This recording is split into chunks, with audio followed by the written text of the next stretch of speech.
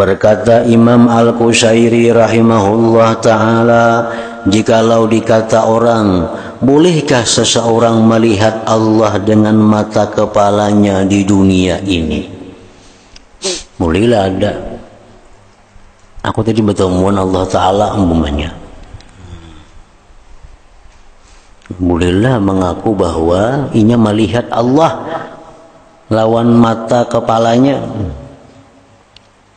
Maka kami menjawab, pendapat yang mu'tabar, yang dipegang, mengatakan tidak boleh. Kada boleh, kada akan terjadi. Dustainya artinya. Mana orang berpada aku tidak melihat Allah Ta'ala lawan mataku ini, dustainya itu tuh kada bujur. Karena telah ijma' ulama, sepakat ulama atas yang demikian itu kada kawa terjadi di dalam dunia ini. وسلم يا سلام على النبي خير الأنام والآل والصحب الكرام. بسم الله الرحمن الرحيم. الحمد لله رب العالمين والصلاة والسلام على أشرف الأنبياء والمرسلين سيدنا محمد وعلى آله وصحبه أجمعين. Ta'rif as-salih. Adapun ta'rif as-salih, artinya apa yang dimaksud dengan saleh, sehingga orang itu bisa dikatakan seseorang yang saleh. Maka telah berkata Al-Imam Abu Ishaq Az-Zajjaj rahimahullah ta'ala di dalam kitabnya yang bernama Ma'anil Quran, dan Imam Abu Ishaq bin Qurqul di dalam kitabnya Matali'ul Anwar, huwal mukim bima yalzamu min huquqillahi ta'ala wa huquqil ibad.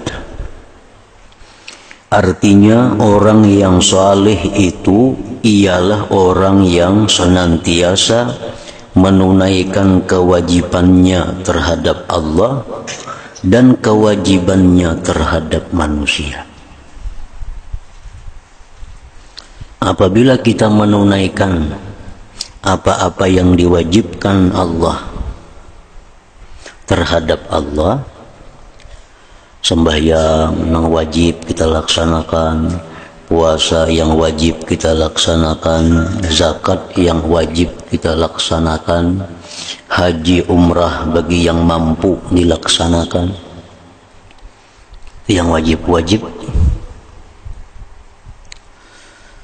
Kemudian yang wajib yang batin, beribadah kepada Allah dengan ikhlas dilaksanakan. Pokoknya apa-apa yang diwajibkan Allah dilaksanakannya, dan kewajibannya terhadap manusia, kewajibannya terhadap manusia, kewajiban terhadap manusia seperti menafkahi orang yang wajib dia nafkahi, kemudian menahan mulutnya, lisannya daripada mengganggu, menyakiti orang, tidak ada berniat jahat kepada orang. Nah, itu kewajibannya terhadap manusia. Apabila orang ini sudah bisa melakukan segala kewajibannya, maka ini orang sudah dikatakan saleh. Jadi kalau orang yang dalam hatinya ada niat untuk mengalahkan, merugikan orang lain, nah ini kada bisa dikatakan saleh. Kalau orang yang tutur katanya menyakitkan orang lain, kada bisa dikatakan orang saleh. Orang yang tangannya menyakiti orang lain, kada bisa dikatakan orang saleh. Pokoknya segala kewajibannya terhadap manusia, orang yang menelantarkan anak atau bininya atau orang tuanya, itu kada bisa dikatakan saleh. Nah, jadi segala yang wajib terhadap Allah dilaksanakan, segala yang wajib terhadap hamba Allah dilaksanakan, nah ini sudah saleh. walaupun inya kadang melaksanakan yang sunat-sunat, walaupun kadang melaksanakan yang sunat-sunat, yang wajibnya aja, nah ini sudah saleh. Apakah wali itu maksum? Apakah wali itu maksum? Berkata Imam Al-Qushairi rahimahullah ta'ala, jikalau ada orang berkata atau bertanya, adakah seorang wali itu maksum atau tidak? Maksum, maksud maksum itu terpelihara daripada dosa sama sekali. Apakah orang wali itu kada mau berbuat dosa? Maka kami menjawab, adapun maksum seperti Nabi maka tidak. Kalau Nabi itu maksum, Nabi kada mau berbuat dosa, baik sebelum Nabi maupun sesudah jadi Nabi. Orang tuh bakal jadi Nabi misal, mulai kekanakan sampai mati kada ada berbuat dosa. Nah itu maksum, itu hanya nabi-nabi. Tetapi kalau hanya sekedar mahfuz, mahfuz dengan arti bahwa mereka itu terpelihara daripada mengekali membuat dosa, maka perkara ini tidak mengapa. Walaupun mereka terkadang terjatuh dan tergelincir ataupun membuat kesalahan pada beberapa masa. Orang wali itu mau berbuat dosa, tapi mereka kadang mengekali dosa itu. Kalau berbuat dosa cepat tobat, cepat kembali kepada Allah. Nah, lain hal Nabi. Jadi istilahnya ngarannya mahfuz. Kalau Nabi itu maksum. Maksum terpelihara dari dosa, mahfuz terpelihara dari mengekali dosa. Nah, artinya orang wali mau berbuat dosa, tapi kada mau terus-terusan. Inilah khas tobatnya kepada Allah.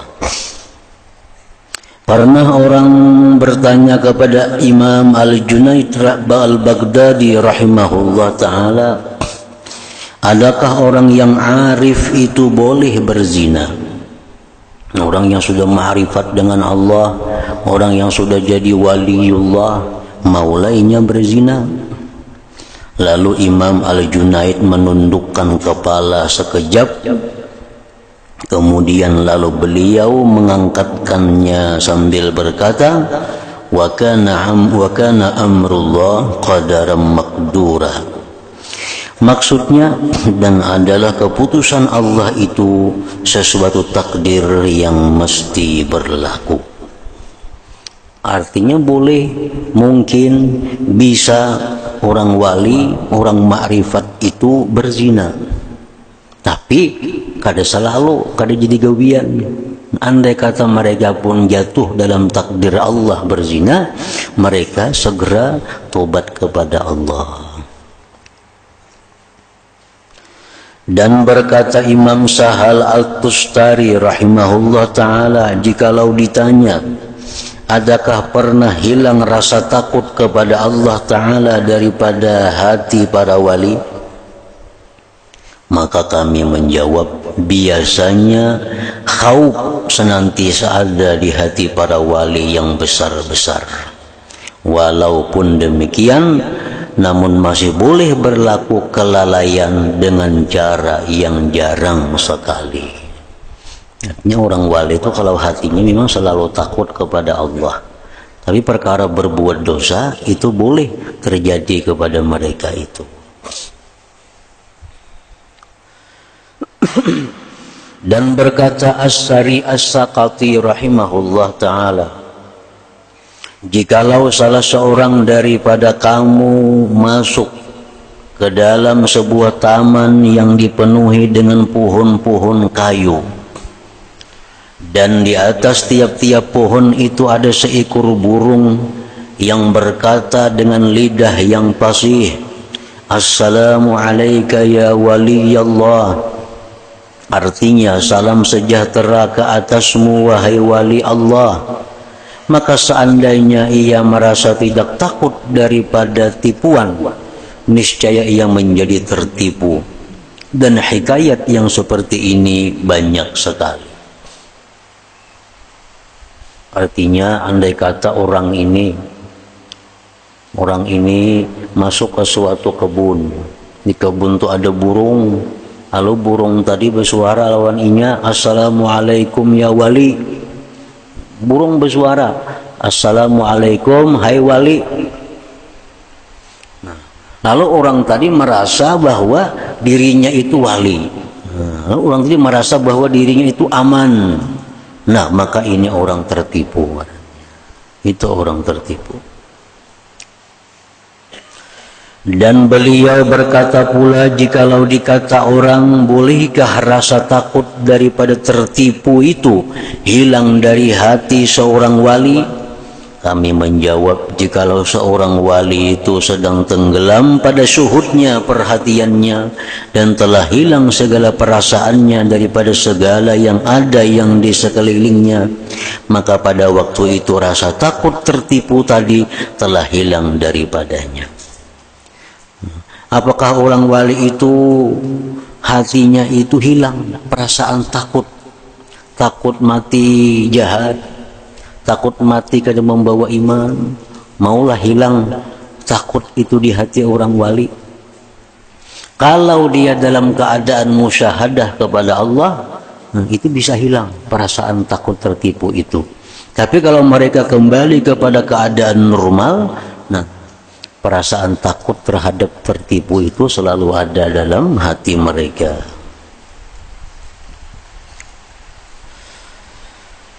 Karena ia telah diliputi oleh suasana yang luar biasa, sedangkan rasa takut tertipu itu adalah dari sifat-sifat orang yang sadar. Orang wali itu kalau sadar, memang hatinya selalu takut. Kalau tertipu, kalau kena mati kadang membawa iman, selalu ada. Tapi kalau mereka dalam keadaan musyahadah kepada Allah, nah perasaan itu hilang dari hati mereka. Bagaimanakah ghalibnya keadaan seorang wali itu? Biasanya orang wali itu macam apa?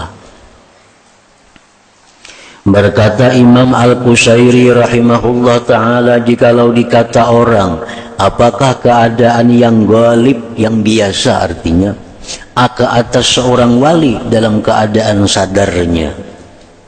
Orang wali itu sadar kayak apa keadaannya, biasanya tingkah lakunya, tindak tanduknya kayak apa? Kami menjawab, keadaan yang ghalib, yang biasa ke atas seorang wali dalam keadaan sadarnya ialah senantiasa benar di dalam menunaikan hak Allah Ta'ala. Dia selalu benar dalam menunaikan hak Allah. Apa-apa yang diwajibkan Allah kepadanya, dibereskannya.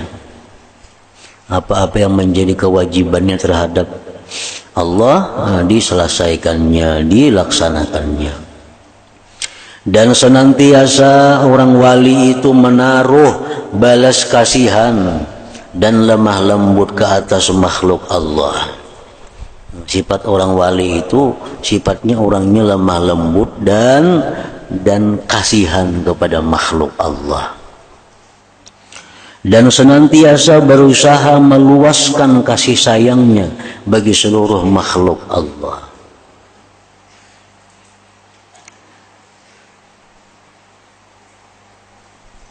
Di antara sebagian amalan-amalan para wali seperti Allahumma ghfir li ummati Muhammad, Allahumma arham ummata Muhammad, Allahumma astur ummata Muhammad, itu biasa amalan-amalan para wali.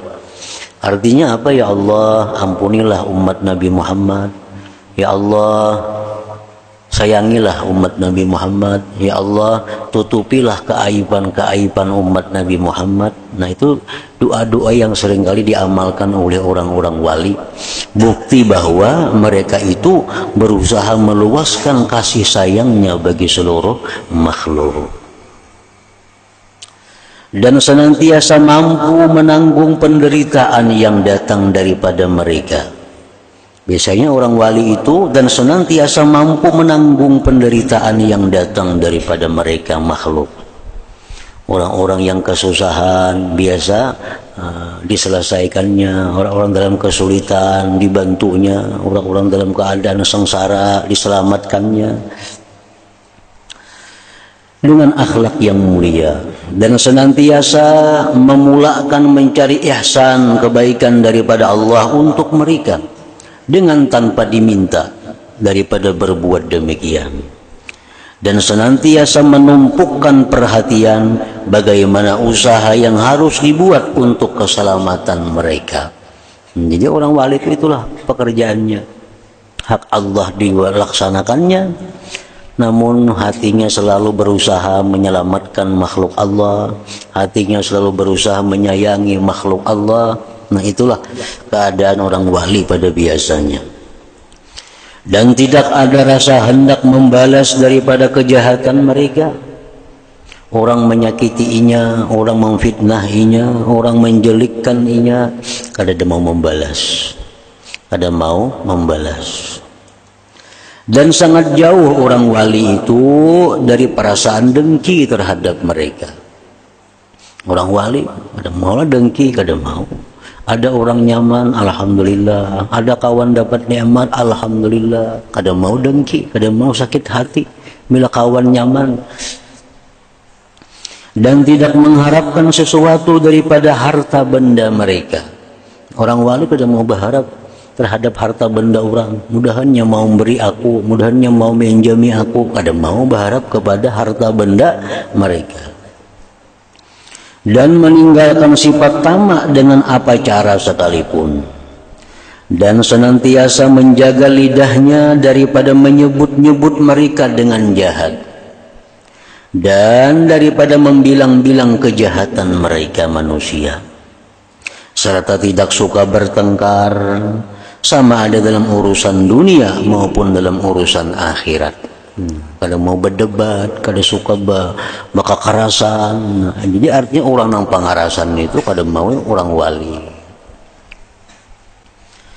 Berkata Imam An-Nawawi rahimahullah ta'ala, maksud perkataan yang terakhir ini ialah seorang wali itu suka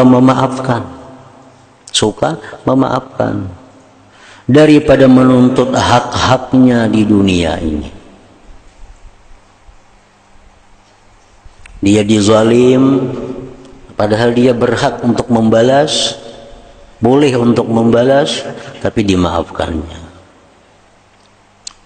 Maka ia tidak menuntut dengan cara keras di dunia ini, dan ia juga tidak menuntut kepada mereka untuk dibayar di negeri akhirat nanti. Ada mau juainya. Ada orang menyambat inya misalnya, aku hendak membalas, kena kalau di akhirat silakan aku ambil amalnya. Kada mau juga itu kada wali ngarannya. Orang wali itu kasihan kalau ada makhluknya masuk neraka, kasihan kalau ada hamba Allah ini masuk neraka, kasihan. Kada mau bang bakal mengambil amal orang. Kalau ada orang menyakiti mereka, mereka memaafkan, dunia akhirat dimaafkan. Kada mau pajang membalas di dunia atau mengambil amal kena di akhirat, itu kada mau. Allah berfirman, wala man sabara wa ghafara inna dzalik min azmil umur. Maksudnya, dan sesungguhnya siapa yang bersabar dan mengampuni kesalahan orang lain, maka yang demikian itu termasuk daripada perkara yang sangat besar sekali. Orang ada hutang lawan inya, kada bayar, dimaafkannya, dan di akhirat pun kada akan kutuntut. Nah, itu kelakuan orang wali. Orang kada wali dia di akhirat ku ambil amalnya, nyepang ada hutang dua aku, nah biarnya kan neraka mati. Nah itu orang kada wali itu.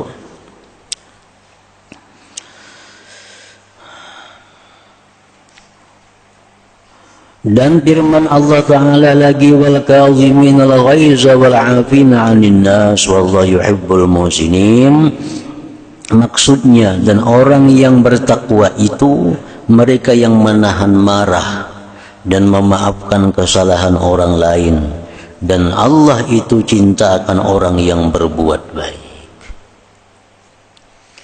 Dan telah sampai riwayat kepada kami di dalam kitab Amalul Yaum wal Lailah karangan Imam Ibnu Sunni rahimahullah taala dengan sanad beliau daripada Anas radhiyallahu taala anhu bahwasanya Rasulullah sallallahu alaihi wasallam bersabda, "Ayyajizu ahadukum ayyakuna ka Abi Damdamin." Qalu wa man Abu Damdamin ya Rasulullah? Qal kana idza asbah qal Allahumma inni wahabtu nafsi wa 'irdi lak fala yashtimu man syatamah wa la yazlimu man zalamah wa la yadribu man darabah.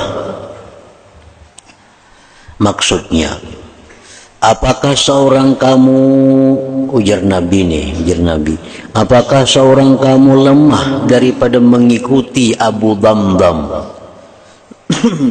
Ngaran seseorang. Apa kalian kada kawa meniru lawan Abu Damdam? Sahabat bertanya, siapa Abu Damdam itu wahai Rasulullah? Rasulullah SAW menjawab, beliau ialah seorang yang berdoa pada setiap pagi. Allahumma inni wahabtu nafsi wa irdilak. Artinya, ya Allah, sesungguhnya aku telah memberikan diriku dan murwahku bagimu. Diriku dan murwah, kehormatanku bagimu. Maka oleh karena itu dia tidak mencaci orang yang mencacinya dan tidak membalas kezaliman orang yang menzaliminya, dan ia tidak memukul orang yang memukulnya. Makna hadis ini ialah bahwa ia tidak mau mengkisas daripada orang yang menzaliminya. Seperti firman Allah Ta'ala, "Faman i'tada 'alaikum fa'tadu 'alaihi bimithli ma 'atada 'alaikum."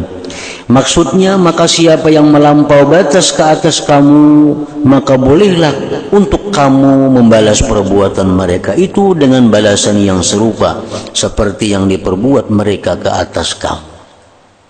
Kalau orang madahkan kita bungul, kita boleh madahkaninya bungul, boleh. Tapi amunnya orang wali kada mau membalas itu. Orang madahkan kita binatang, di kita ikan binatang juga, nah, boleh aja membalas itu, dibolehkan. Cuma kalau orang wali kada akan mau membalas seperti itu, walaupun boleh.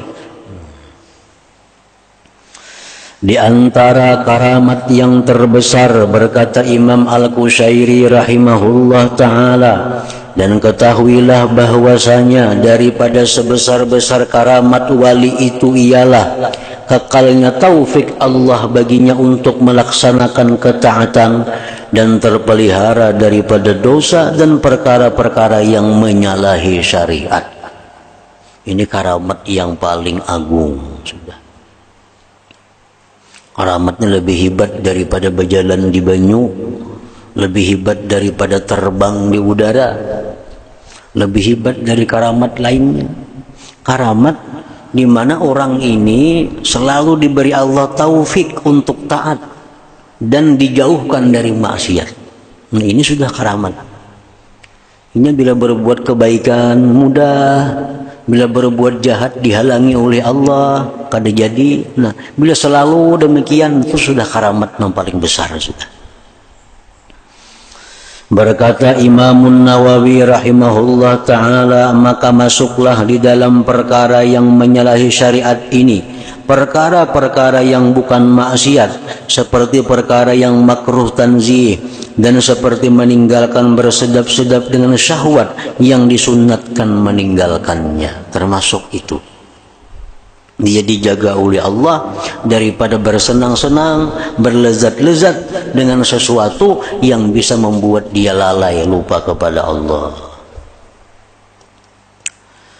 Nah, perihal melihat Allah Ta'ala, berkata Imam Al-Qushairi rahimahullah ta'ala, jikalau dikata orang, bolehkah seseorang melihat Allah dengan mata kepalanya di dunia ini? Bolehlah ada. Aku tadi bertemuan Allah Ta'ala umpamanya. Bolehlah mengaku bahwa inya melihat Allah lawan mata kepalanya? Maka kami menjawab, pendapat yang mu'tabar, yang dipegang, mengatakan tidak boleh. Kada boleh, kada akan terjadi, dustainya artinya. Mana orang bepada aku tidak melihat Allah Ta'ala lawan mataku ini, dustainya itu tuh kada bujur. Karena telah ijma' ulama, sepakat ulama atas yang demikian itu kada kawa terjadi di dalam dunia ini.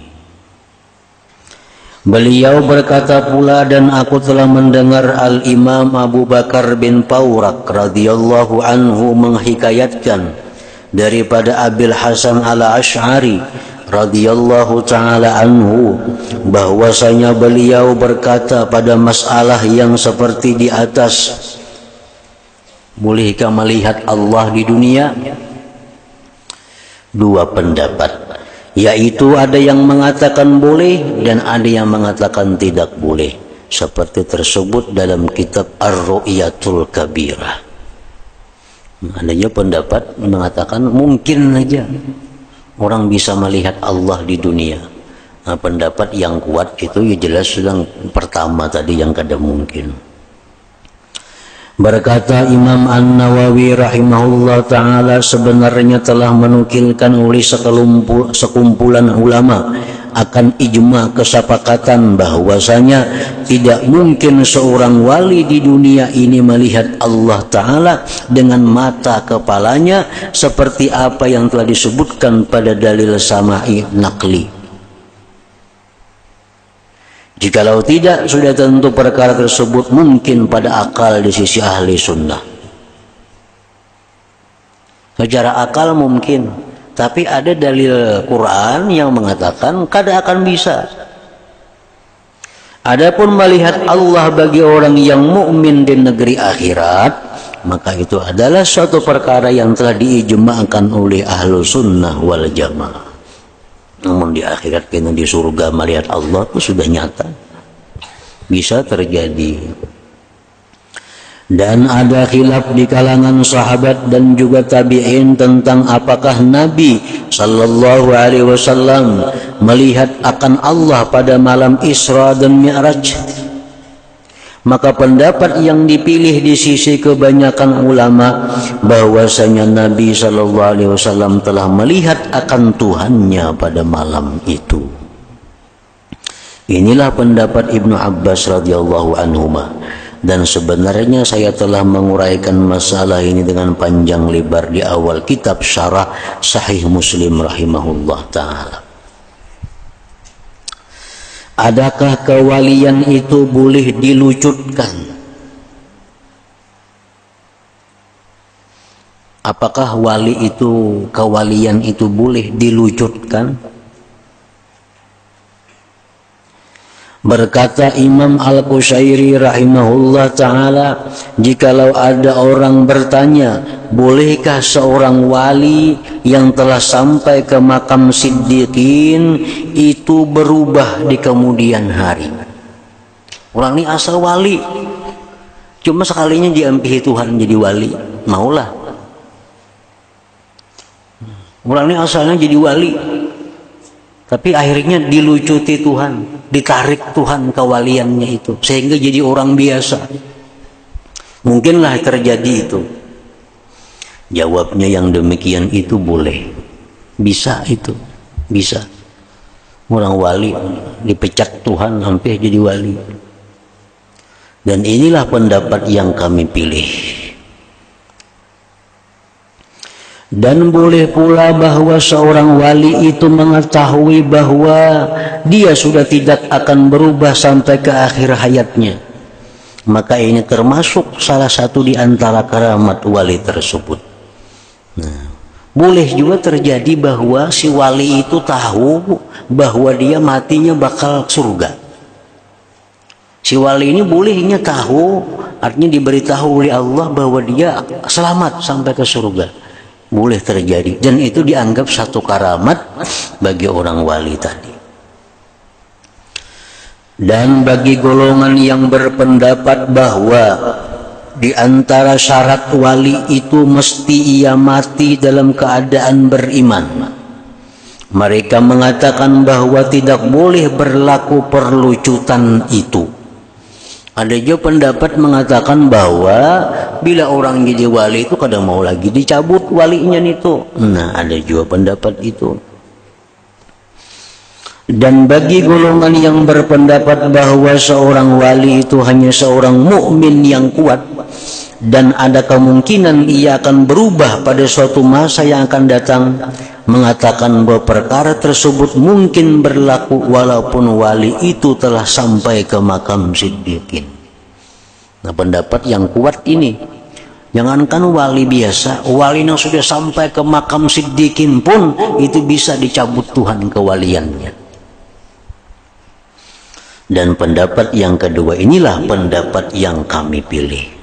Artinya seorang wali itu bisa dicabut oleh Allah kewaliannya itu.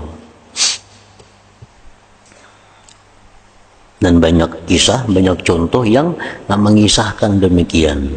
Macam kisah Bal'am bin Ba'ura, itu kisah orang wali, orang yang sangat tinggi kedudukan di sisi Allah, akhirnya mati dalam keadaan kada Islam. Siapa lagi? Bersisa Al-Abid. Nah, bersisa itu dianggap orang ahli ibadah, orang yang sampai kepada makam kewalian. Tapi akhirnya bersisa mati dalam keadaan menyembah syaitan. Itu artinya apa? Bahwa orang wali itu bisa dicabut oleh Allah kewaliannya. Dan boleh pula bahwa seorang wali itu mengetahui bahwa ia sudah tidak akan berubah lagi sampai ke akhir hayatnya. Mungkin juga boleh terjadi bahwa orang wali ini tahu dia kadang akan berubah lagi sampai akhir hayatnya. Itu boleh juga terjadi. Maka masalah ini dikaitkan dengan pendapat yang mengatakan bahwa seorang wali itu boleh mengetahui yang dia adalah seorang wali. Orang wali itu boleh bahwa dia tahu dirinya itu adalah wali. Nah, pasal kedua pada menyebutkan beberapa karamat wali-wali dan keistimewaan mereka. Ila hadratin Nabi sallallahu alaihi wasallam al-Fatihah. A'udzu billahi minasyaitonir rajim. Bismillahirrahmanirrahim. Alhamdulillah rabbil alamin arrahmanir rahim maliki yaumiddin iyyaka na'budu wa iyyaka nasta'in ihdinas siratal mustaqim siratal ladzina an'amta 'alaihim ghairil maghdubi 'alaihim waladdallin. Bismillahirrahmanirrahim. Alhamdulillahi rabbil alamin. Allahumma shalli wa sallim ala sayyidina Muhammadin wa ala alihi wa sahbihi ajma'in. Allahumma ighfir lana ma akhta'na wa ma ta'ammadna wa ma asrarna wa ma a'lanna wa ma anta alam bihi minna, antal muqaddim wa antal muakhir, la ilaha illa anta. Allahumma anfa'na bima 'allamtana wa 'allimna ma yanfa'una wa zidna fahma wa ilma wa amala wa huda wa tawfiqa bi rahmatika ya arhamar rahimin. Sallallahu ala sayyidina Muhammad wa alihi wa sallam. Alhamdulillah rabbil alamin.